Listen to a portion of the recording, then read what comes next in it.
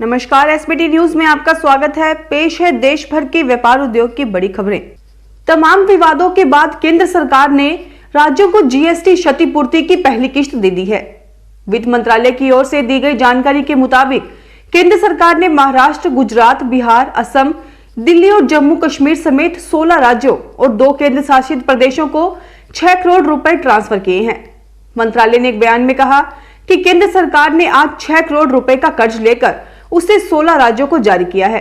ये 16 राज्य हैं आंध्र प्रदेश, असम, बिहार, गोवा, गुजरात, हरियाणा, हिमाचल प्रदेश, कर्नाटक, मध्य प्रदेश, महाराष्ट्र, मेघालय, ओडिशा, तमिलनाडु, त्रिपुरा, उत्तर प्रदेश, उत्तराखंड। इसके अलावा 2 केंद्र शासित प्रदेश दिल्ली और जम्मू कश्मीर को भी राशि ट्रांसफर की गई है। इस महीने वस्तु एवं सेवा कर कलेक्शन 1 करोड़ रुपए होने की उम्मीद है। पिछले 8 महीनों में यह पहली बार होगा जब जीएसटी कलेक्शन इस स्तर तक पहुंच सकता है। ऐसा होने का मतलब यह है कि आर्थिक गतिविधियों में तेजी है। बता दें कि जीएसटी भरने की अंतिम तारीख हर महीने की 20 होती है। इस तरह से सितंबर महीने की जीएसटी की फाइलिंग 20 अक्टूबर तक हो चुकी है। उसके आधार पर यह अनुमान लगाया जा रहा है कि जीएसटी कलेक्शन में तेजी आएगी। दमकल कर्मियों को मुंबई सेंट्रल इलाके के सिटी सेंटर मॉल में लगी भीषण आग पर काबू पाने में कोशिश करते हुए 26 घंटे से भी अधिक का समय हो गया है, लेकिन अब तक इसे नियंत्रित नहीं किया जा सका है। फायर ब्रिगेड के अधिकारियों ने शनिवार सुबह बताया कि 18 दमकल इंजन और 10 बड़े टैंकर आग बुझाने के अभियान में जुटे हैं। बेसमेंट और 3 मंजिल वाले मॉल की दूसरी मंजिल पर गुरुवार रात करीब 8:50 पर आग लगी थी।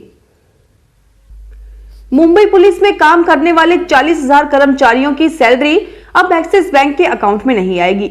इन सभी 40,000 पुलिस कर्मियों की सैलरी अकाउंट प्राइवेट सेक्टर के ही एक अन्य बैंक यानी एचडीएफसी बैंक में ट्रांसफर किया जा रहा है। इस संबंध में एक सरकारी सर्कुलर भी जारी कर दिया गया है। अखबार की रिपोर्ट में कहा गया है कि मुंबई पुलिस के अकाउंट को ट्रांसफर करने की कवायद शुरू हो गई है।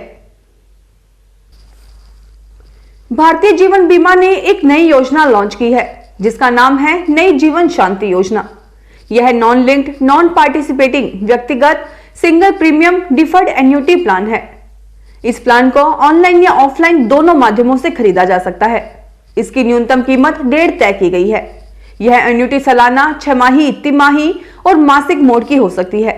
न्यूनतम एन्युटी 12,000 रुपए सालाना है। हालांकि अधिकतम खरीद मूल्य की कोई सीमा नहीं है। 5 लाख रुपए की राशि से ज्यादा की पॉलिसी खरीदने पर एन्युटी रेट को बढ़ा दिया जाएगा। खाद्य सुरक्षा नियामक एफएसएसएआई ने बृहस्पतिवार को कहा कि वह मिठाई तैयार करने के लिए व्यापक रूप से इस्तेमाल किए जाने वाले डेयरी उत्पाद खोया या मावा की देश भर में गुणवत्ता की जांच में जुट गया है। राष्ट्रीय राजधानी में खोया के कुछ नमूनों की मिलावट पाए जाने के बाद यह कदम उठाया गया है। भारतीय खाद्य सुरक्षा और मानक प्राधिकरण ने एक बयान में कहा है कि जांच के परिणाम 1 महीने के भीतर आने की उम्मीद है। सरकार की धान खरीद 1 माह से भी कम समय में पिछले साल की समान अवधि के मुकाबले 28.55% बढ़कर 116.66 लाख टन हो गई है। इसमें सबसे अधिक अनाज की खरीद अकेले पंजाब से ही की गई। केंद्रीय खाद्य मंत्रालय ने बृहस्पतिवार को यह जानकारी दी। मंडी में फसल जल्दी पहुंचने के कारण 26 सितंबर से ही पंजाब और हरियाणा में धान की खरीद शुरू हुई, जबकि अन्य राज्यों में 1 अक्टूबर से धान खरीद शुरू हुई। देश में 80% से अधिक धान की फसल खरीफ मौसम में उगाई जाती है। इस हफ्ते बैंकिंग शेयरों में शानदार बढ़त दर्ज की गई है। निफ्टी बैंक इंडेक्स में 945 अंकों की बढ़त रही। इसी दौरान सेंसेक्स और निफ्टी में भी बढ़त देखने को मिली है, लेकिन बाजार के दिग्गज रिलायंस इंडस्ट्रीज और टीसीएस के शेयरों ने निवेशकों को निराश किया है। आईटी सेक्टर में भी हल्की गिरावट देखने को मिली है। बैंकिंग शेयरों में भी शानदार बढ़त के चलते बीते 1 हफ्ते में निफ्टी बैंक इंडेक्स 4% ऊपर चढ़ा है। हालांकि शुक्रवार को इंडेक्स हल्की गिरावट के साथ 24,478 के स्तर पर बंद हुआ था।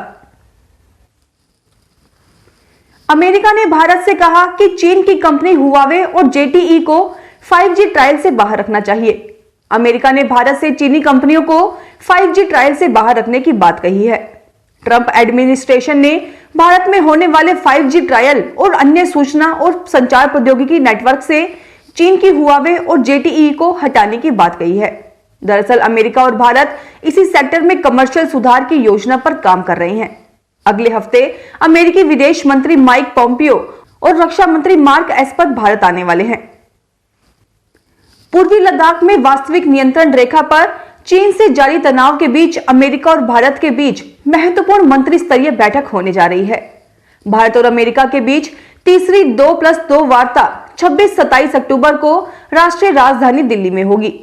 भारत अमेरिका के साथ 2+2 मंत्री स्तरीय वार्ता के तीसरे संस्करण की मेजबानी करेगा। सरकार की ओर से जारी बयान में बताया गया है कि अमेरिकी विदेश मंत्री माइक पोम्पियो और रक्षा सचिव मार्क टी एस्पर वार्ता के लिए 26 और 27 अक्टूबर को भारत का दौरा करेंगे।